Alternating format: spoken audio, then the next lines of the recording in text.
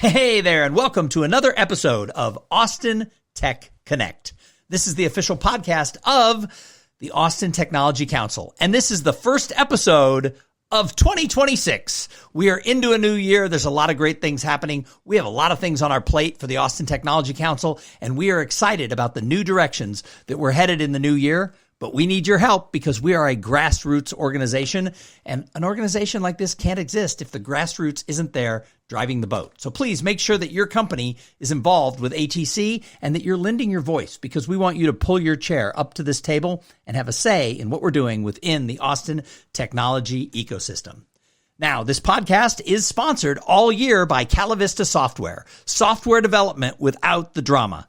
So they have been trusted by startups and Fortune 100 companies alike for their custom software needs, and we appreciate Calavista Software for sponsoring this podcast and for Lawrence Waugh for being on the board of ATC for a long time and helping give direction to what ATC is doing. So thank you, Calavista.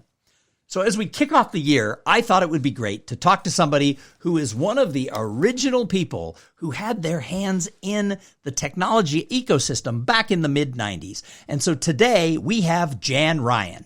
Now, today she is the CEO of Three Hills, and she does a lot of stuff. She does board leadership strategy. She coaches high-growth entrepreneurs. She does a lot of things. But when you really look at this, she has taken bridges across so many areas in our tech ecosystem. She's an educator. She's an entrepreneur. She's an innovator. She is a board strategist. She's a wife. She's a mom. And she's somebody who cares deeply about mentoring women in this community. And she doesn't just talk about it. She rolls up her sleeves and she does it. So we're going to have some fun in this podcast to kick off 2026. Hey, Jan Ryan, welcome to the podcast. Thank you, Tom. I'm excited to be here. Love what you're doing with ATC with your team. Well, thank you. I appreciate that. We're trying hard. And I'll tell you what, I first met you when you were with Vignette. I think the year would have been like 1997. You might have been something like the chief revenue officer. And Vignette was one of those companies as the internet boom was happening, as we were getting closer to Y2K, all these things were happening. They were one of these companies that were just a rocket ship. Did you know when you moved from Dallas to Austin and joined Vignette, did you know Austin and that company were just going to go kaboom, boom, boom, boom, boom, all the way up? Well, I didn't know exactly how that was going to work out, but I clearly knew because I was so drawn to edgy technologies, and I can tell you a little bit later about my background, that this was the World Wide Web, Wild West. So, and I say World Wide Web, we actually called the internet early on the World Wide Web with a straight face. Oh yeah, it was, and everything was www dot whatever. When's the last time you gave a URL and said www? It's true. But maybe before I talk a little bit about the Vignette experience, I should also just kind of give maybe the audience, so many new people listening to you and coming into the city, just a little bit about up front what Austin in 1996, which was late 96, 97, early 97 when I came to Austin, we were not the glossy tech city you see today. It was more like a lovable, slightly disorganized teenager full of potential, but still trying to figure out how deodorant works, right? It was just absolutely so riveting to see so much happening, not just in Austin, but in the web itself, that things were exploding. And Vignette was actually the first enterprise software for the web. But let me just tell you a little bit more about Austin. I can remember very clearly the skyline had maybe 6 buildings. Yep. Now, the traffic was actually something we still complained about, but it was for fun because it only lasted 88 minutes anyway, right? Yeah, you had to tap your brakes on Mopac somewhere around 35th a few times, but it wasn't really the traffic we know today.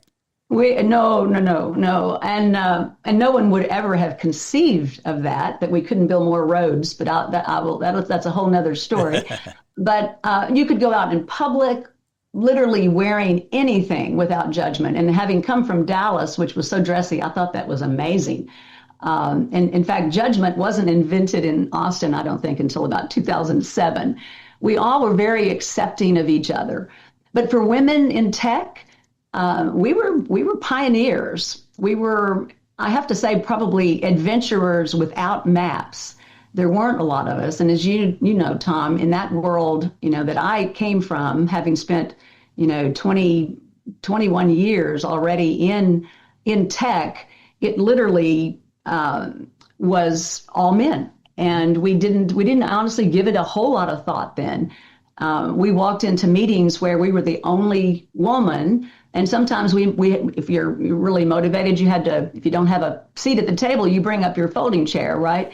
But because honestly, in Austin, there was no emphasis on women, entrepreneurs or in any other way, even though we all worked so well together. There were no women's founder groups. There were no angel networks. There was no lean-in circles. If we wanted mentorship, we basically adopted each other and went to coffee, right? So, but still, Austin had this charm and it had heart. And, it had this like strange gravitational pull that made you think, I could build something here. And many of us did. Mm-hmm. So I think that same unique quality of Austin exists today. Don't you believe? So I believe it is there, and I believe we all have to be conscious to make sure it stays alive. I think that It's really easy as you get older as a city and as you get more people from out of town and people who forget the history that brought us here. It's really easy for people to let go of the secret sauce, if you will. And I think that I say it all the time, is that we need to have as a city, and it's sort of the motto I have with the Austin Technology Council, is we need to celebrate the past. You can't live in the past. You need to be present in the now, because the only way you can make things happen is if you're right here now. But you also have to be looking to the future. And if everybody, whether they've lived here 2 weeks or 100 years, adopts that. So the old timers are welcoming to the changes. We need to encourage that. And the newcomers aren't like, oh, that's old school. So yes, I think it's still there, but I think we need to be conscious of it. But I wanted to touch on something that you said, because you talked about, it was kind of like being an awkward teenager back in 96, 97. I moved here in 1991 and it hadn't really started yet. And it was about 1996, 97 when it was clear that something new was about to happen here. I remember vividly, I worked at the Chamber of Commerce, and I knew I somehow either had to work in tech, although I didn't have a tech background, or I needed to work around it. And that's how I ended up going into marketing for the service organizations that sold to tech. And so eventually I worked for 2 law firms. I worked for Brobeck, which was, at the time sort of the biggest tech firm. I worked for Carmelo Gordian and Matt Lyons. And then when Brobeck went away and they moved over to Andrews Kurth, they brought me with them, and I spent 2 more years there. And then I went to to Wells Fargo. I don't know why I said Bank of America. I went to Wells Fargo, and then I went to BCFO. So my career back in the 90s and early 2000s was all faced on companies that were servicing tech. And I knew that that's where I had to be, because that's what was happening here. So, and then the other thing you talked about was the business casual aspect. I remember going to other places in the country in the mid 90s, and nobody believed that we had Casual Friday 5 days a week. But in Austin, you really didn't have to wear a tie ever. Well, I'm not sure we've changed in that regard. Now, everybody else caught up. The rest of the world now is business casual all the time. One of the things that we did have a great deal of focus on at that time was recruiting in, and people would either like that or not. Let me tell you how I got to Vignette, and then I can tell you a little bit more about that story. But it's very typical when you're in a venture-backed environment. And I, by the way, I started with IBM, but I ended up by my late 20s working for my first venture-backed startup, and I have been with venture-backed startups since then, because I fell in love.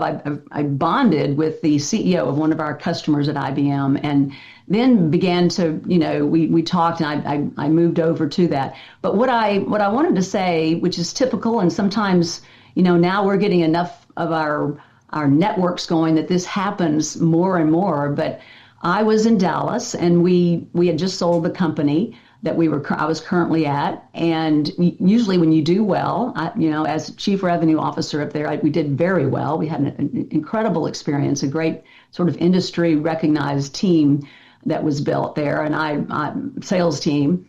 And I got a call from Tim Barrows, who was the GP of Matrix Partners, who was behind the company then. And he said, okay, what do you want to go do next? Which is very typical. They just kind of pick you up and put you there.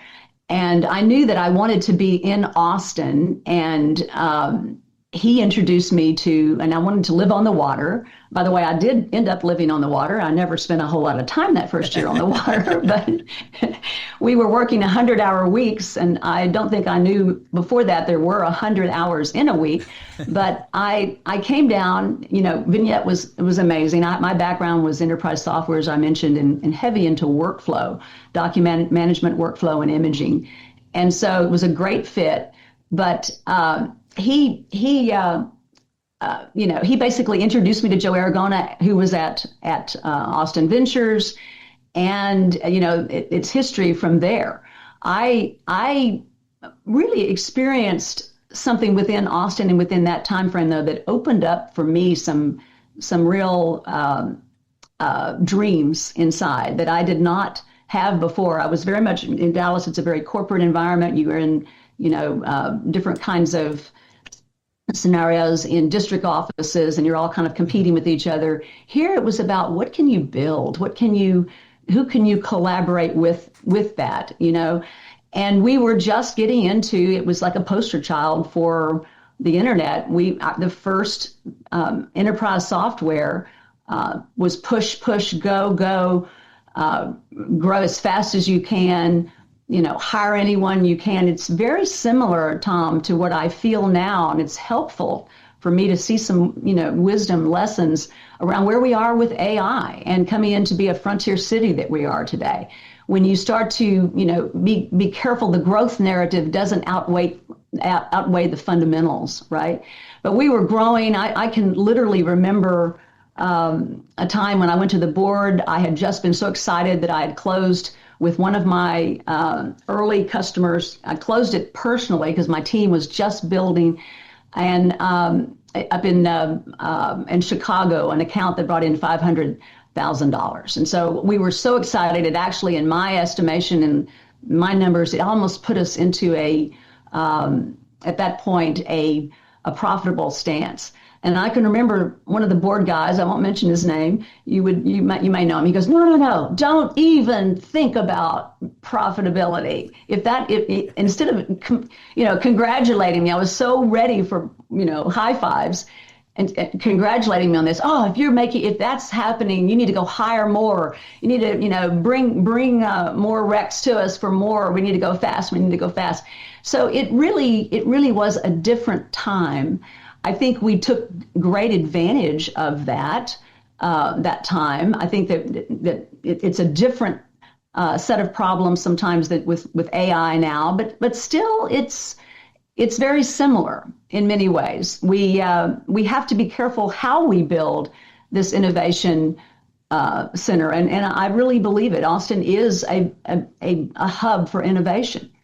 One of the things I should tell you very quickly too, about the other passion that I have around women entrepreneurs, as I mentioned to you, that I didn't really think a lot about that growing in my career until I got to Austin and I became an entrepreneur myself. So I decided I wanted to go create something, and I sold a company to Oracle in 2006 and sold another company to Lithium Technologies in 2012. And when I came out of that second experience, I finally looked at myself in the mirror and I realized, it really is different for women as an entrepreneur. Going from idea to exit, it's different, and it shouldn't be. And guess what? We can correct that. We can fix that.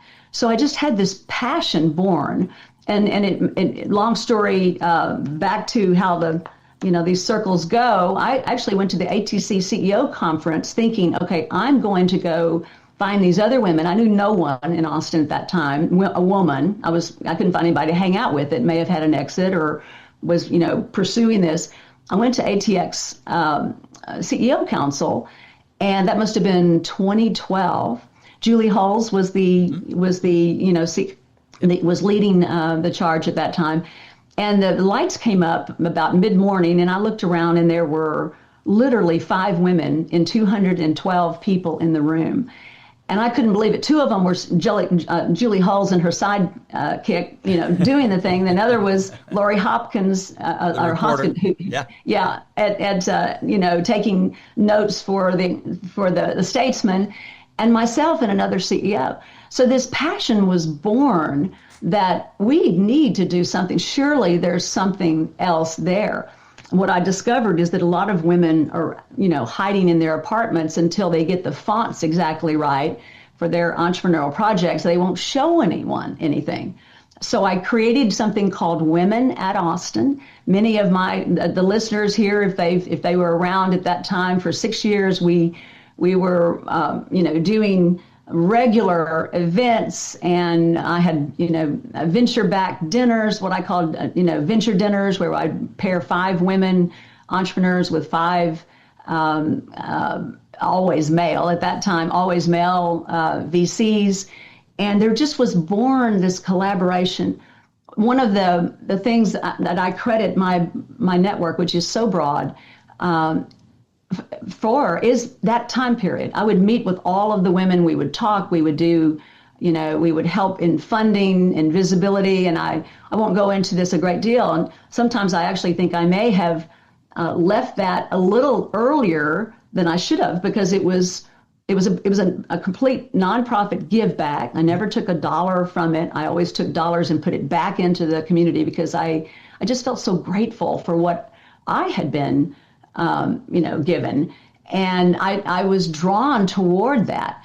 So what happened from there, just to give you the next little phase here, and then we can talk a little bit more, is that UT came knocking. And I was at that time, again, with Three Hills, doing some work for Warburg Pincus and some other private equity companies on the consulting side.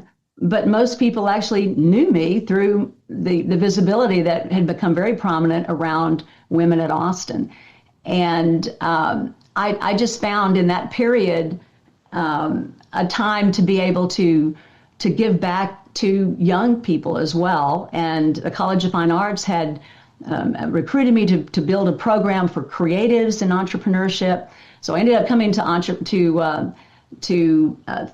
the university, and immediately realized, oh my goodness, we have the same issues inside of the ecosystem within education. So believe it or not, they let me teach a class. I created a class that's non-denominational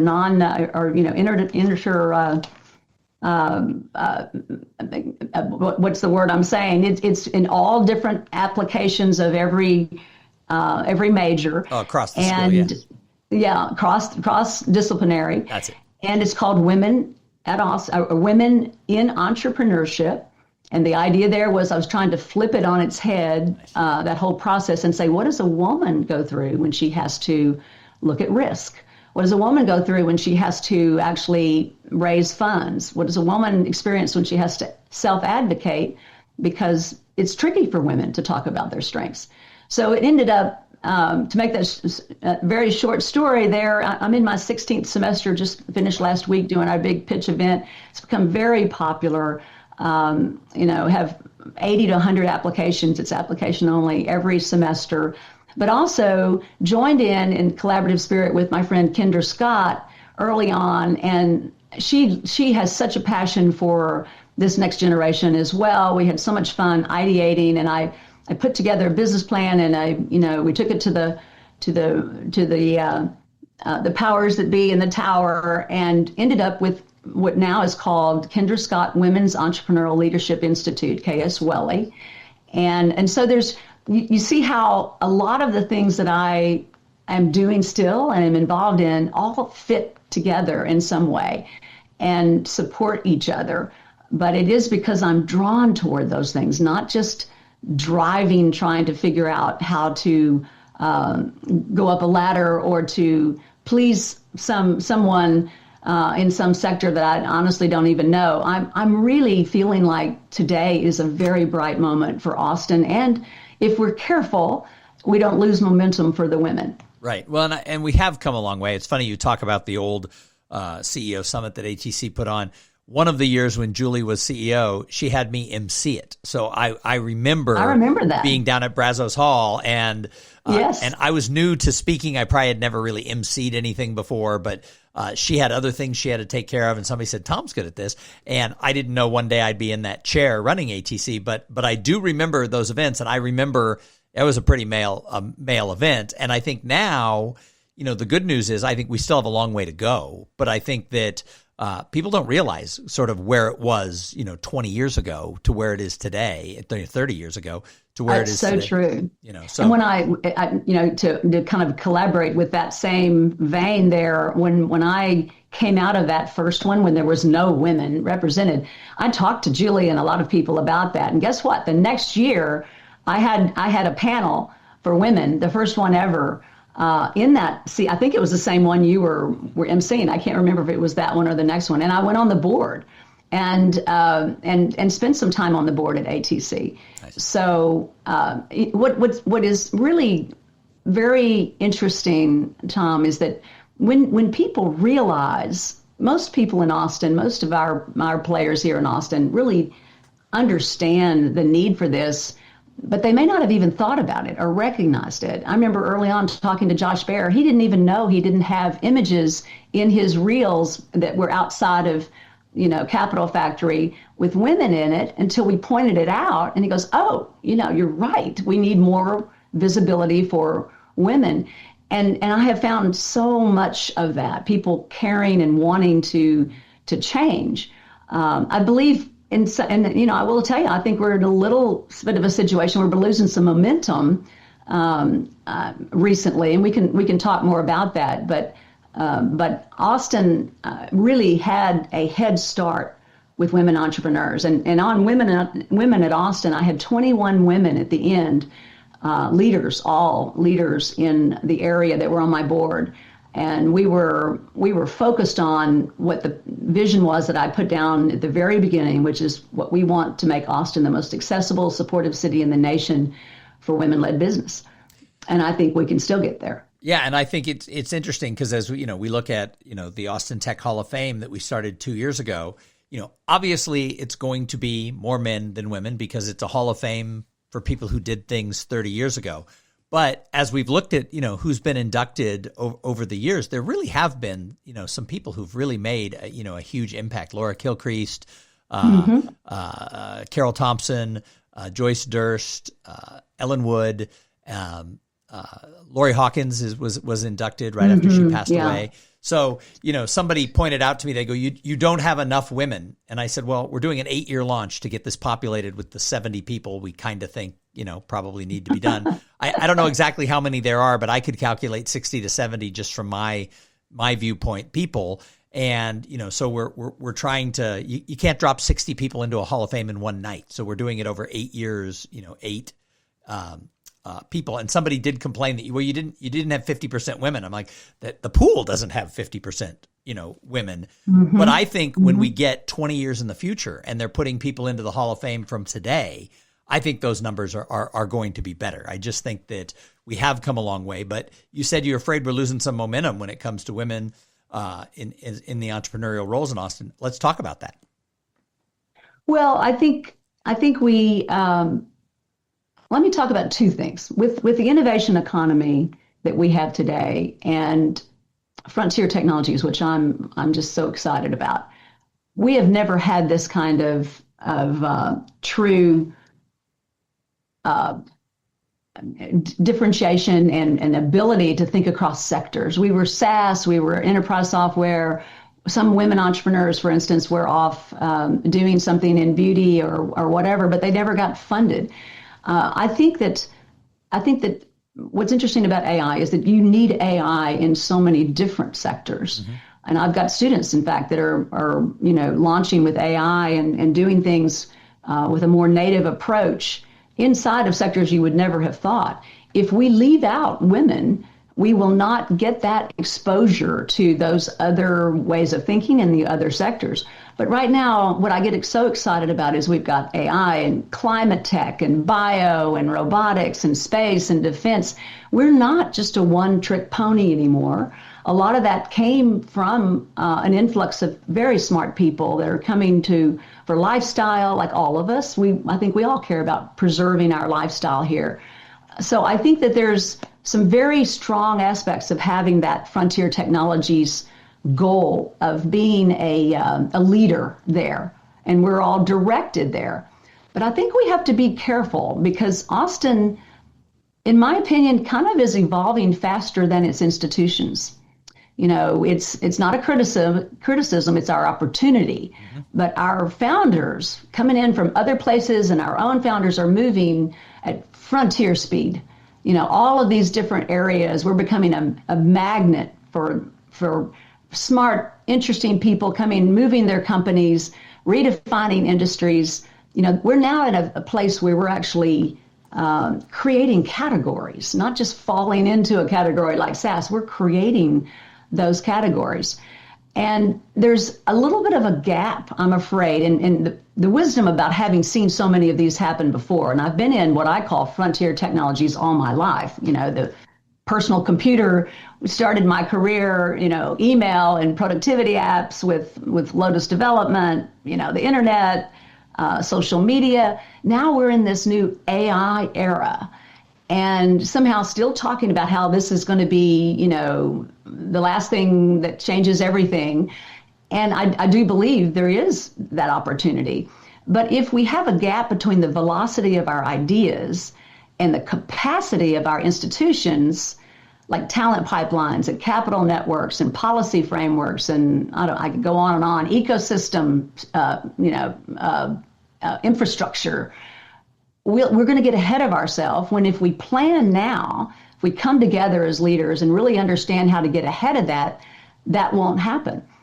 So what do I mean? What happens when innovation outstrips institutional capabilities? What does that mean? It means talent pipelines can't scale fast enough. I remember it caught us at Vignette. We were on planes out trying to pull people in from the valley to come. Why aren't we thinking more about that now? We have plenty of people coming and here, but if it grows as fast as we think and touches every single sector that we think it will, we are not doing enough to scale fast enough. The capital networks are not fully aligned to frontier risk. Mm-hmm. We don't have thoughts around understanding where the capital goes, nor who can get access to it. If it's the same people over and over, and we don't branch out to others that they're also very worthy and have great ideas, we're not going to lead this market.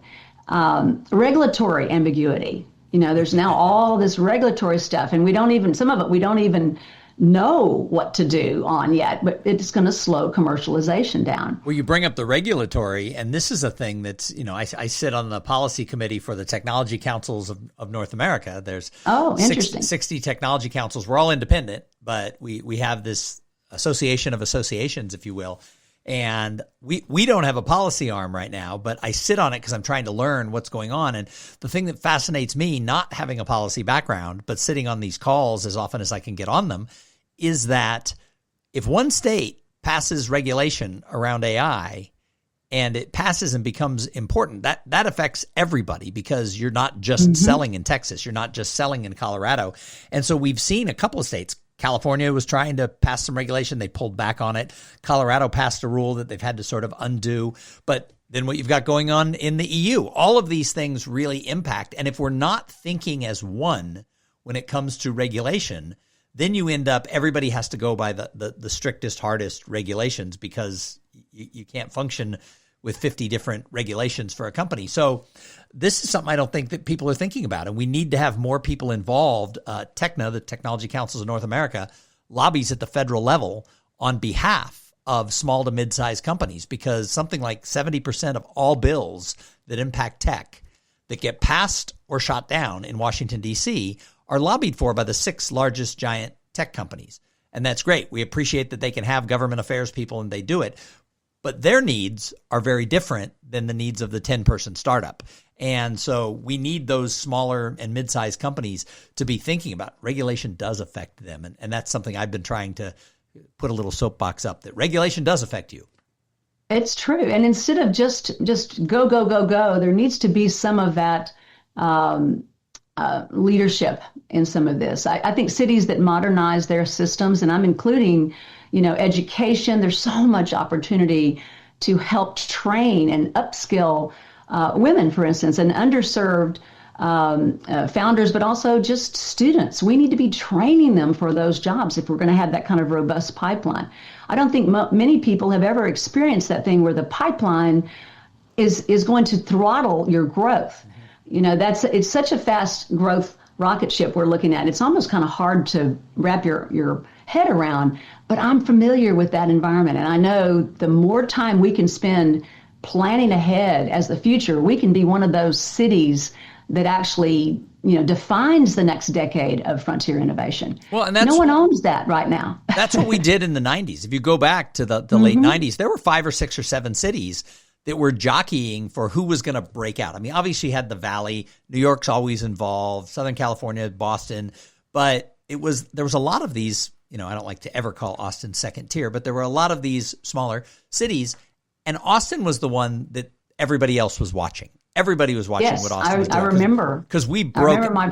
I remember my friends in Silicon Valley were, all thinking we were going to be the next big thing here in Austin, and the phone was ringing off the wall. Everybody wanted to try to hire you. It was a frenzy of something that's kind of remarkable when you think about how quickly it all went down when the .com busted, right? It was then more about survival mode.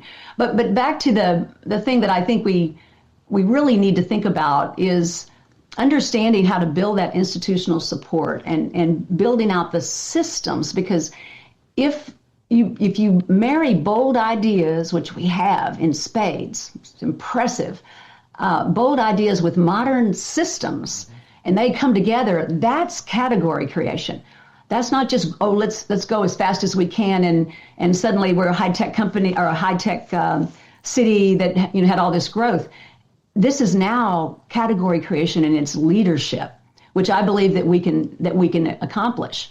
Another time we'll talk more about that. The second thing that is related to that, though, because I want to drill down on the pipeline thing a little bit more, is that if you leave out women and underserved populations, you will never be leaders there, because you can't accomplish what we need to do without that. So broader access to this opportunity is critical for us to think about.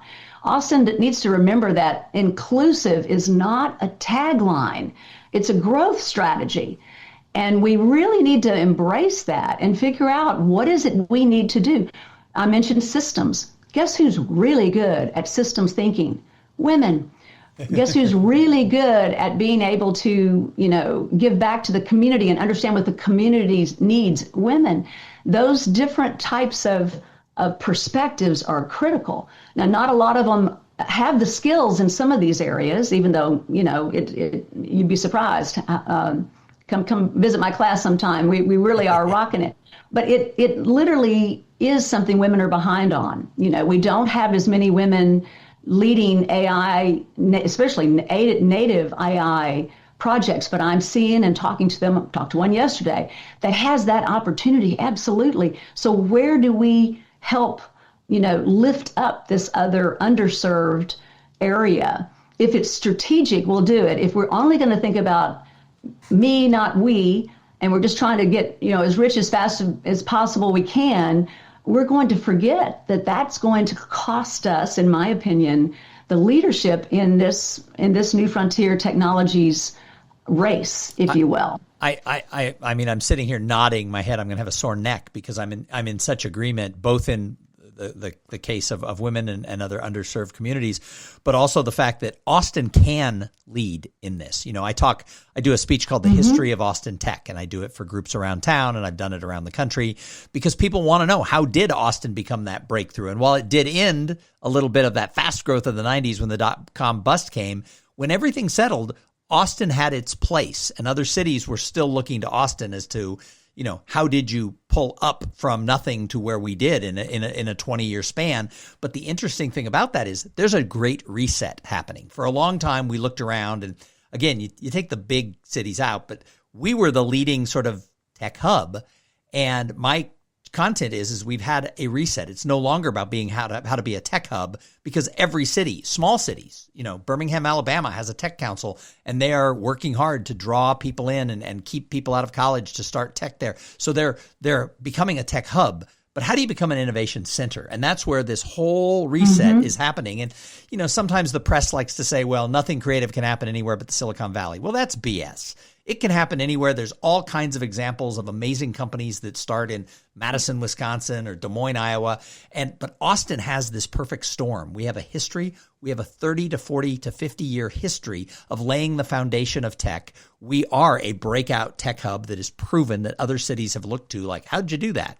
And a lot of it came through the people. I talk a lot about the fact that you had this people coming together from government, from tech, from the city, from the Chamber of Commerce, from Opportunity Austin, to all these groups that kind of came together. And while they didn't always agree, my joke is when I do the speeches, I'm not saying all these people liked each other.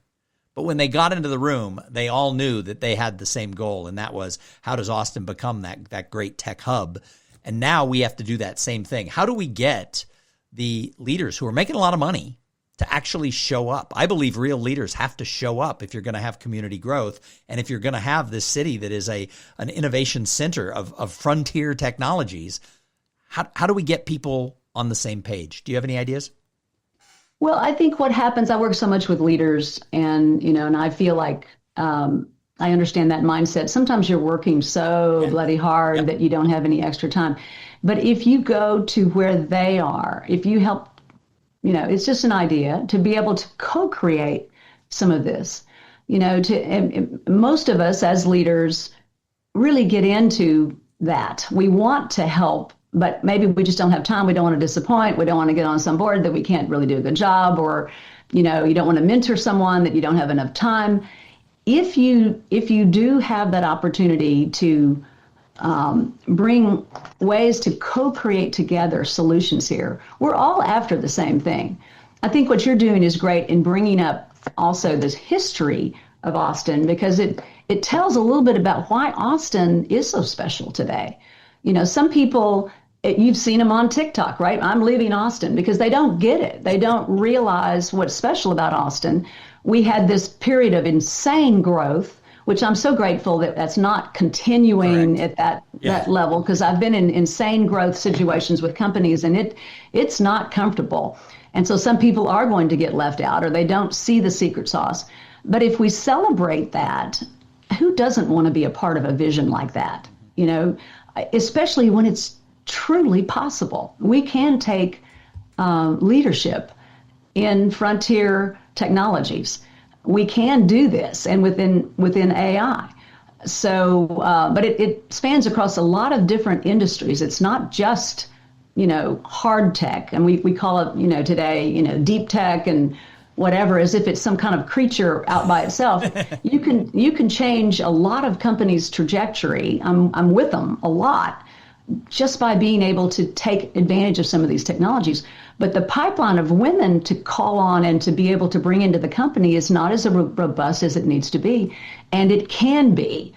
Since I've become an educator, part of my time, I just teach this one class, but I am, as my students would tell you, I'm all in on this class. We have so much transformative kind of life changes that happen, because most of what happens with women is that they don't necessarily feel like they're a part of or even have a chance to be in that world. They may not have the confidence, or they just don't have the networks. They don't have, the people that can help them in that way. But my gosh, the talent is incredible. I'll tell you one thing about this class. I'll brag on this class just a little bit, because it gives me, every time I come out of class, every single time, I have it on Tuesdays from 4 to 7. And I come out with my heart soaring just a little bit, because I realize with all this divisiveness and we have in the world, there's hope here. This next generation, first of all, especially these women that are coming to be leaders, they know naturally how to work across the aisle. They know how to collaborate. When they're successful, they automatically give back to their community.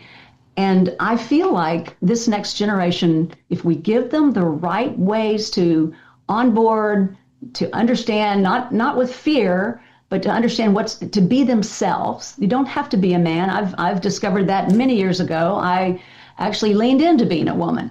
You don't have to do it just with a male playbook, but you do have to know the right people. You have to give value. You have to have a mind for excellence. You really have to see yourself as capable of playing in that world. And for that, we need role models. We need men and women, desperately need allies. We need people that care about this next generation. And my prediction is this will happen much more quickly than we can possibly imagine if we would focus on it and give it some intention. So I'm a big believer in community, Thom. I'm an even bigger believer on intentional community. If you know, and it's not just getting together and, let's talk to each other and, whatever. If you talk to women entrepreneurs, and I was one of them, when they would ask me to come to some kind of networking event, if it wasn't something that would help me develop some connection that would help my business, I was just working too darn hard to go because I had, my husband and my child.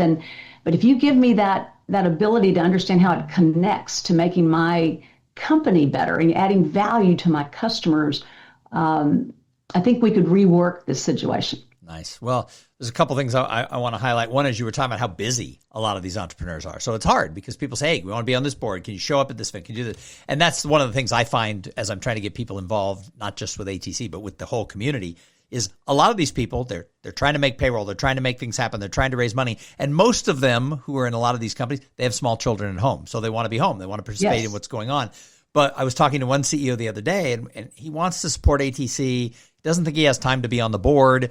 And I said, is there anyone on your senior team who you think would benefit from board experience? And it's like a light bulb turned on. It had never crossed his mind that someone on his senior team might actually benefit from serving on a board. He was like, and he started talking about two women who were on his team, and he said, this is probably really good for them. And so I don't know where it's going to go, but it was this aha that it doesn't have to be. If you're the CEO, you don't have to be the one who supports the organization and shows up, but who on your team might have the bandwidth who could benefit from it? Because it's a very good point. He was seeing everything from the CEO chair, and he wasn't seeing it that, wow, his CRO and his CFO are both women, and none of them they're newer to Austin. So from a network standpoint, being involved with something. And so he was like, let me go see if they have an interest. And that leads to the other thing you said, and that was, it's important for you as you grew and set up this, that everything is built on itself, going back to your days in Dallas, to here, to this job, to that job, to getting funded, to doing this, to getting to work at UT. You said it's all about knowing the right people. And I think in our society today, people aren't grasping that idea of your network really does matter. I mean, you and I came of age in Austin when Carol Thompson was, out there teaching everybody that it doesn't matter what you're involved with, but you have to be involved with something because you got to have a place to plant your flag in the community so you meet some people. And, it was kind of worked into the culture of Austin back then. Yes, and I think that's important. I think it's important for us to also realizing that it's not just networking, it's equipping. Yes. So, it kind of goes hand in hand. And that's something I've dedicated my time for, as if I need more to do, right? But I have done and do twice a year advanced workshops for women, for equipping them in like term sheet, understanding how to read term sheets, if they've already had their first safe, the first round, what do you do next? The idea of, like you mentioned, boards, how do you get, either position yourself on a board, have value on boards, or how do you manage a board? See, it's the equipping that happens outside of just pure networking.